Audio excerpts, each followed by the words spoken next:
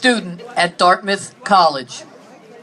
She went on to graduate from Boston University School of Law in 1992 and began practicing law at the Georgetown University Law Center Criminal Justice Clinic. In 2004, Sandy became the first African-American woman partner at the Hartford office of Day, Berry, and Howard, now Day Pitney, the largest and oldest law firm in Connecticut. She has also been honored numerous times by the Tri-State Diversity Council and the Connecticut Law Tribune, and was recognized as a Connecticut Super Lawyer, and also by the Hartford Business Journal as one of its 40 under 40. Sandy has often appeared on CNN as a legal commentator and is a frequent public speaker and mentor, especially to attorneys of color and women. She is a member of the board of directors of the Connecticut Bar Foundation and is also a Connecticut Bar Foundation James W. Cooper Fellow. She is a member of the board of trustees of the country school in Madison, Connecticut, where her 12-year-old son and 8-year-old boy and girl are enrolled. Sandy is also a former board member of the Urban League of Greater Hartford. So, without further ado, Sandy Broadus.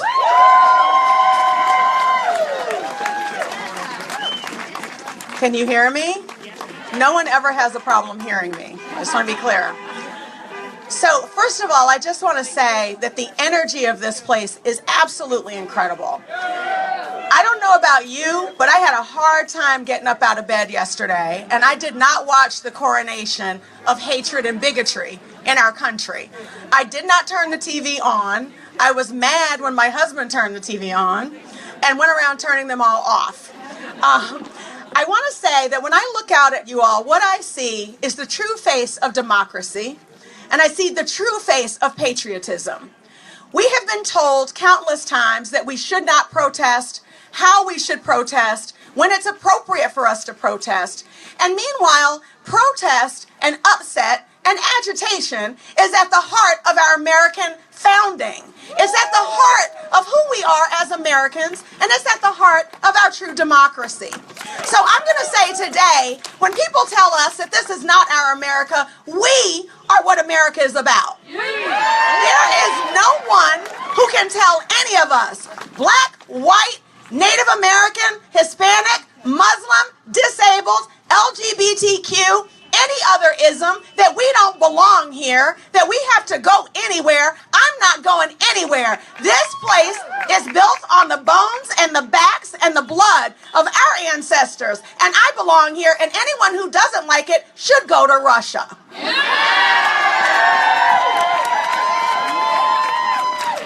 Why are we all here? So I'm going to say I'm a trial lawyer, and normally it comes pretty easily for me to write closing arguments and opening statements. But God bless my husband. This morning I was sitting with writer's block. And part of it is I told my friend Mary Alina, I think part of it is it was too close. It was really too close to me, and I'm in a lot of pain. And I look at children, I look at my children, I look at kids that I consider to be my children, who are standing here next to me today in solidarity as their parents have done. These are my kids' friends. These are people who are raising their children to stand up, training their children to know what it means to be a friend and not a bystander. These are the people and their mothers who reached out to me the day after the election in love and grace and in kindness. I was wearing this shirt the day after the election, and there's a woman over here, Mary Alina, who came up to me in the paperback, and we were both sobbing, and we bonded from that moment on. And so what I want to say for Kate and Colleen, I think they hit on something. This is a movement, and it has brought us together in a sense of community that I personally have never felt living as one of the rare people of color in this area in the lower valley of Connecticut. It has brought together a sense of community, and as I walked in here with my children today, I said, we are not alone. We are not alone.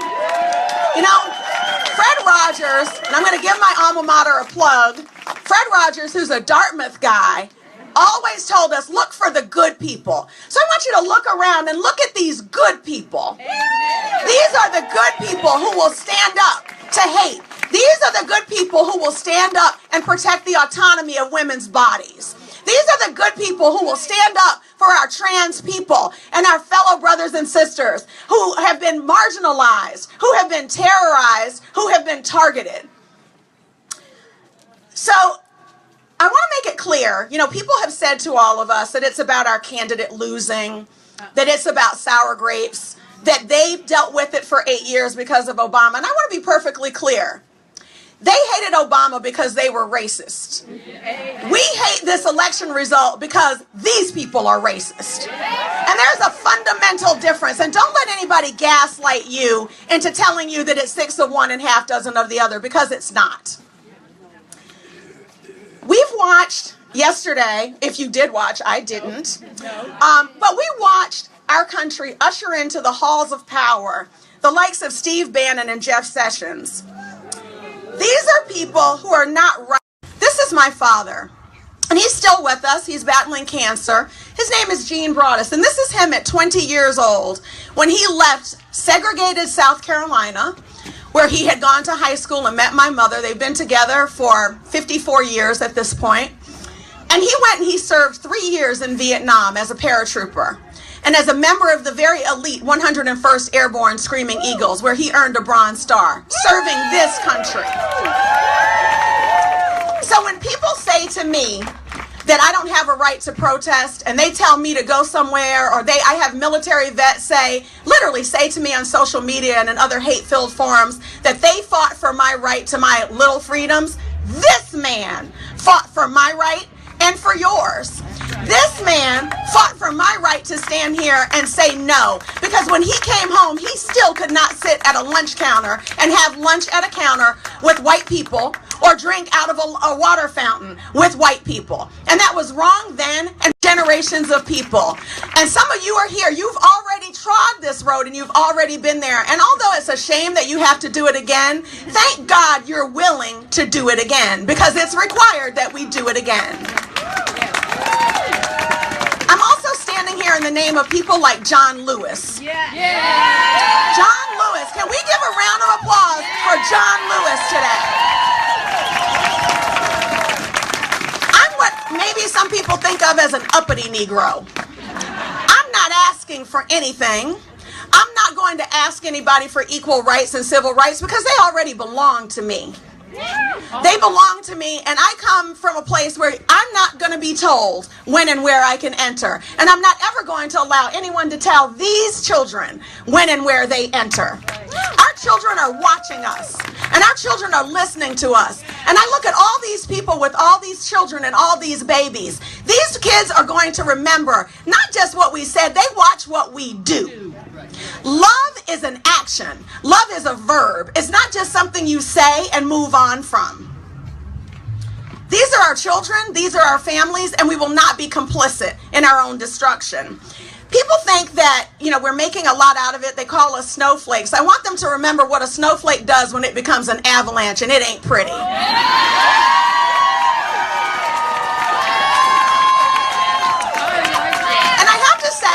I'm going to admit, I was not going to participate in the March on Washington because there's this thing of intersectionality that I think a lot of liberals and progressives have forgotten about, that there's these either-ors in how we look at our isms, that people think of feminism and they don't think about class. They don't think about race. And we heard Colleen talk to us about poverty. Poverty is real. We can forget that somewhat in this enclave in which we live that has very little socioeconomic diversity. But it's a very, very real struggle for a lot of people. So even among some so-called progressives and liberals, some of us know Pantsuit Nation. And I was setting fire to that thing and getting out because I could not believe some of the things that were coming out of it. But some of the things that came out of it were that I'm an extrovert, but I also, I tend my borders very carefully and I curate my friends. And it's a sense of self-protectionism that I do that. Right. But thank God, I'm going to say that, thank God for Donald Trump pushing me to find my community, pushing me to find my people among people whom I would not have talked to. Where's Angel? Where's my girl Angel? Angel. I would not have known Angel or Teresa or Nancy or Colleen or Kate or Mark or any of these people but for what had happened. I would be sitting in Old Lyme feeling despair, with my children and feeling fear with my children. I'm going to tell you, I'm not scared. Somebody else better be scared, but I'm not scared.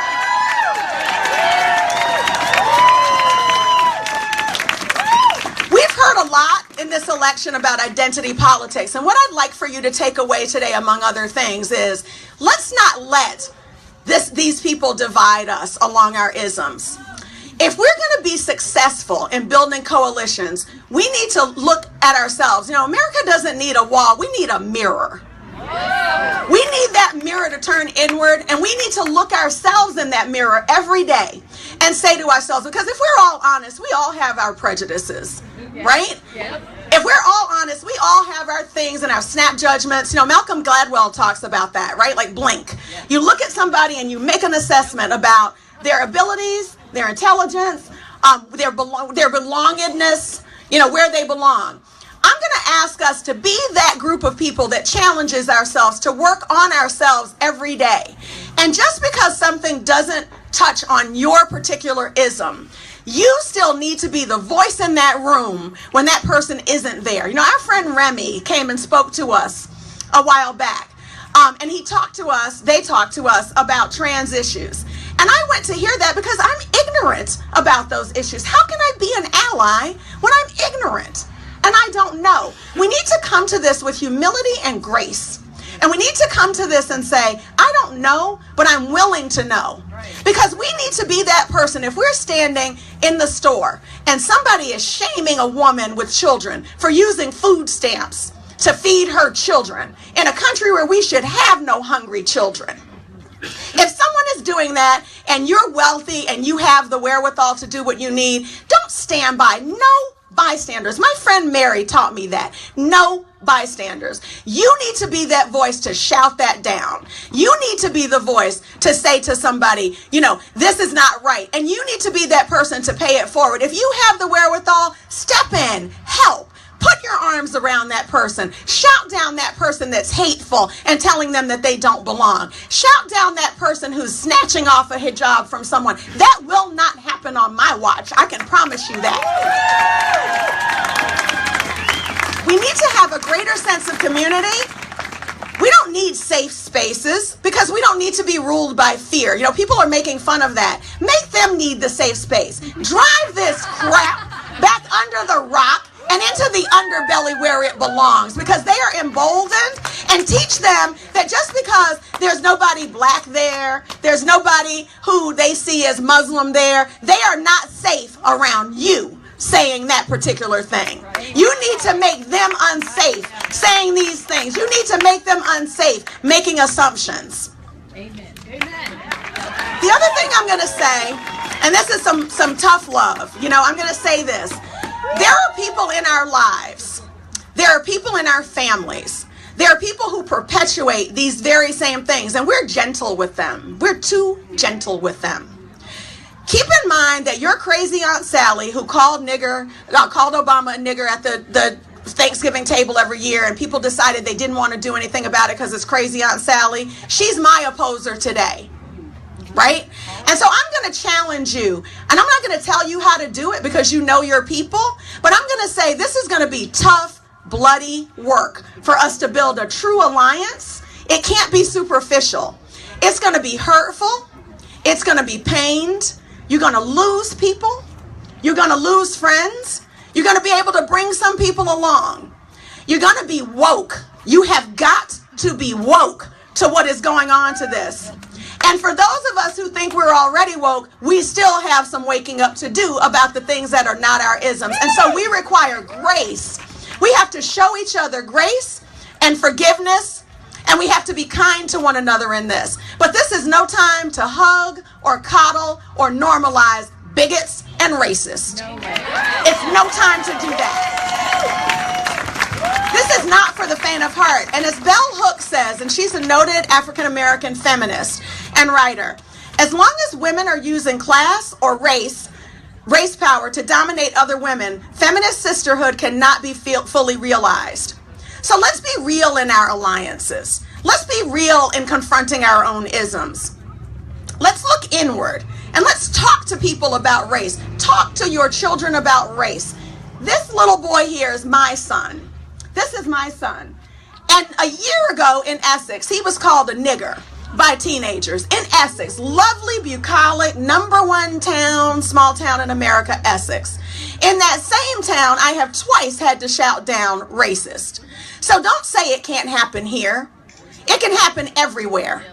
I have 7 friends in San Francisco, in New York City, in Cleveland, in Tallahassee, who have gotten death threats from this election, after this election. And we all know there are 800 plus reported instances of hate crimes just since the election alone. We are in day 1. We cannot get weary. We cannot be faint.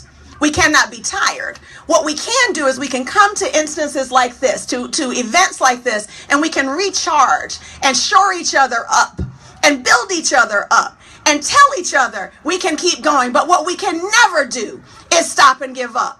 It may be 4 years. I'm going to tell you it's 2 because there are midterm elections coming. I'm going to tell you it's 2. And I'm going to tell you that every day is a day when you have to stare down hatred. Don't let any microaggression build and metastasize. It is a disease. It is a pathological illness that this country is exhibiting a lack of compassion and empathy for the most vulnerable among us. And we are not going to normalize that. Don't let somebody tell you about the alt-right and how well they dress. Look at the liberal media, thing here. Even the liberal media that we call it is normalizing this. It's not the alt-right. It's white supremacist. It's not the alt-right. It's fascist. It's not the alt-right. It is neo-Nazis. It is not the alt-right. They are racist. Dressing it up in a suit and a cute haircut that you call a fasci is detrimental to us. These are people who believe in eugenics and in ethnic cleansing. They are not here to play with you. You don't need to be here to play with them. It is serious business that we are doing here. If you don't know how to approach it, ask people who are involved in those isms.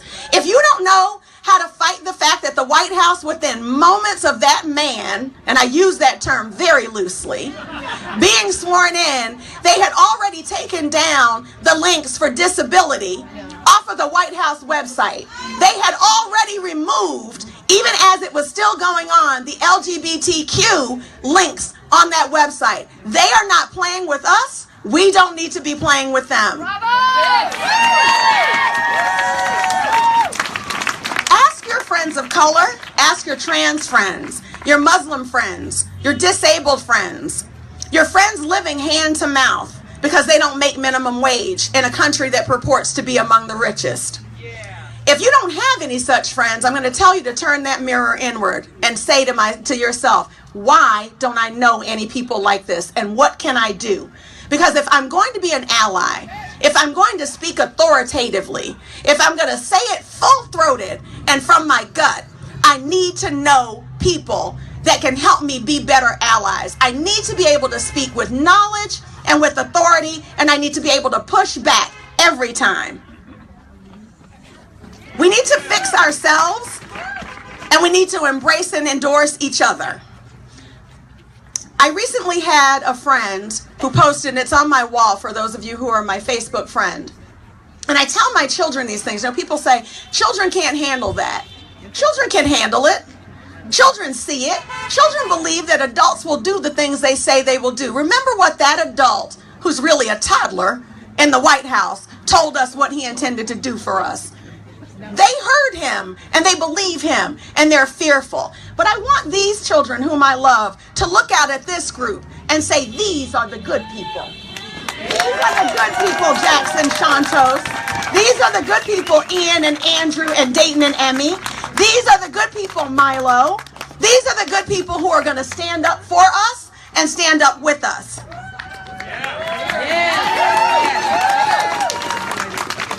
The final thing I'm going to say is that this is not a game.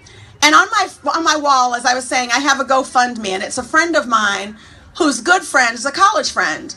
And he was not out when we were in college, so I didn't know he was gay. Not that it was my business, but he is now. And he posted on his wall about a good friend of his who is trying to raise money for an operation for a skull fracture that he sustained this week.